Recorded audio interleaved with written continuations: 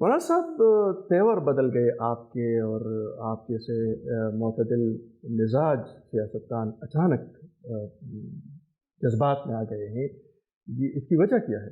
میں بالکل بھی جذبات میں نہیں ہوں. میں اپنے فطری طبیعت کے ساتھ، پورے اعتدال کے مزاج کے ساتھ آپ کے سامنے بیٹھا ہوا ہوں. اور یہ کوئی پہلی مرتبہ نہیں ہے. ملک میں جب بھی اس قسم کی کوئی ناہمواری آتی ہے اور ایسے حالات پیدا ہوتے ہیں تو بلا روک ٹوک بے دھڑک ہم نے ہمیشہ اپنا موقف دیا ہے، اور پھر اس کی پرواہ نہیں کی کہ عالمی قوتیں ناراض ہوتی ہیں. ایک حق بات ہے جو سخت حالات میں ہم نے کی بھی ہے اور ہم کرتے بھی ہیں. ہم ہمیشہ اللہ سے دعا کرتے ہیں کہ وہ ہمیں آزمائش سے بچائے. پھر ہم کس چیز کے لیے قربانیاں دے رہے ہیں؟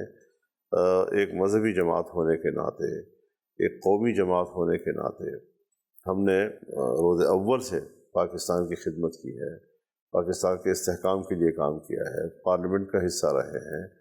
میرے والد جو ہے وہ 1962 کی پارلیمنٹ کے ممبر رہے. پھر اس کے بعد 1970 کے الیکشن میں، پھر 77 کے الیکشن میں انہوں نے تحریک کی قیادت کی. اور 77 کی تحریک کی قیادت کس بات پر کی؟ اسی پہ نا کہ الیکشن میں دھاندلی ہوئی. ہم اس وقت طالب علم تھے، اور وہاں سے ہمارے اندر جیسے ہماری گٹی میں یہ بات آئی ہے کہ جو چیز بھی ہو وہ حقیقت کی بنیاد پر ہو، دھوکے کی بنیاد پر نہ ہو، نمائش کی بنیاد پر نہ ہو. یہاں الیکشن بھی ہوتے ہیں اور لوگوں کی توانائیاں بھی اس پہ صرف ہوتی ہیں، امیدواروں کی توانائیاں بھی اس پہ صرف ہوتی ہیں، دشمنیاں بھی ہو جاتی ہیں، پیسہ بھی بے لاکھ خرچ ہو جاتا ہے.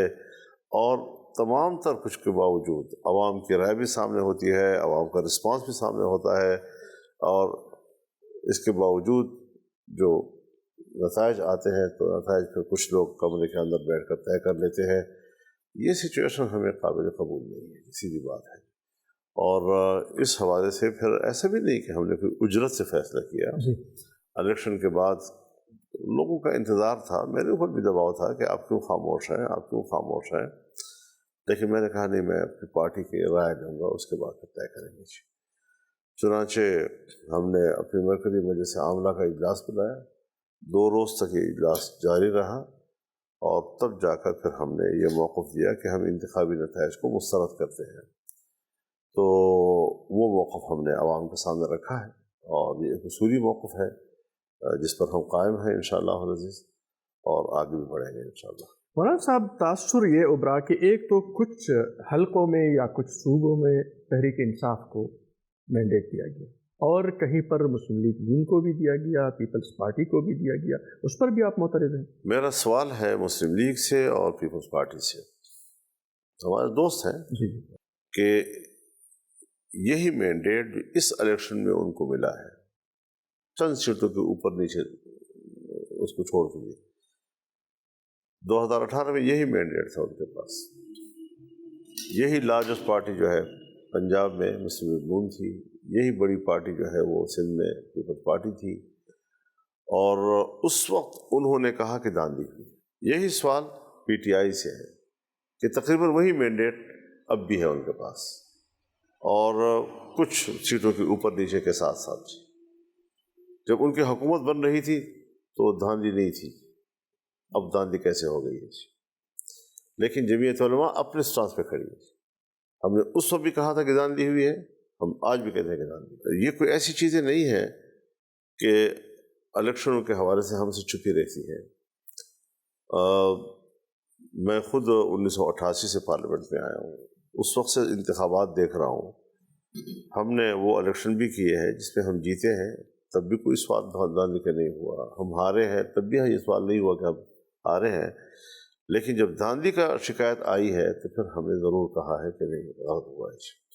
ہمارے رد عمل میں ہمیں یہ بھی دیکھنا ہوتا ہے جی کہ عوام کا رسپانس کیا ہوگا، ہمارے پاس کتنی قوت ہوگی کہ ہم اس کو چیلنج کر سکیں. الحمدللہ ہم نے پچھلا 2018 کے الیکشن کے بعد صورتحال کو سنبھالا. مجھے افسوس اس بات پر آتا ہے اور مشکل میرے نزدیک یہ ہے کہ یہ دوسرا الیکشن ہے جو متنازع ہو گیا ہے. جی.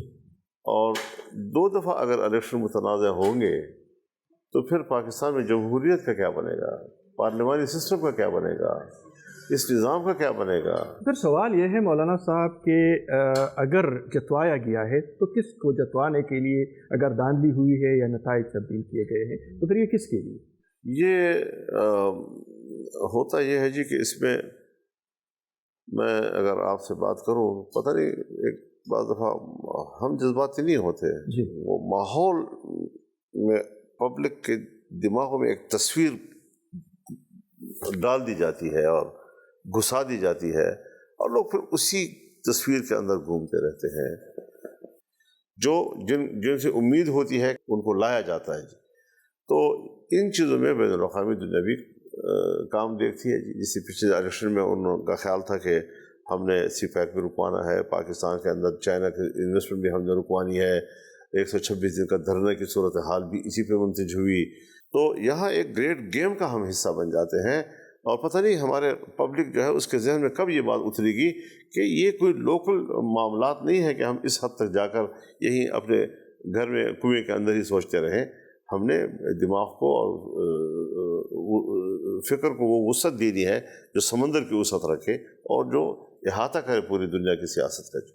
مولانا صاحب، جب آپ گریٹ گیم کی بات کرتے ہیں تو پورے اس ریجن میں، اس پختون بیلٹ میں، اگر ہم بلوچستان تک بھی جائے تو یہاں پر مذہبی قوتیں وہ بھی الیکشن ہار چکی ہیں، قوم پرست قوتیں بھی الیکشن ہار چکی ہے.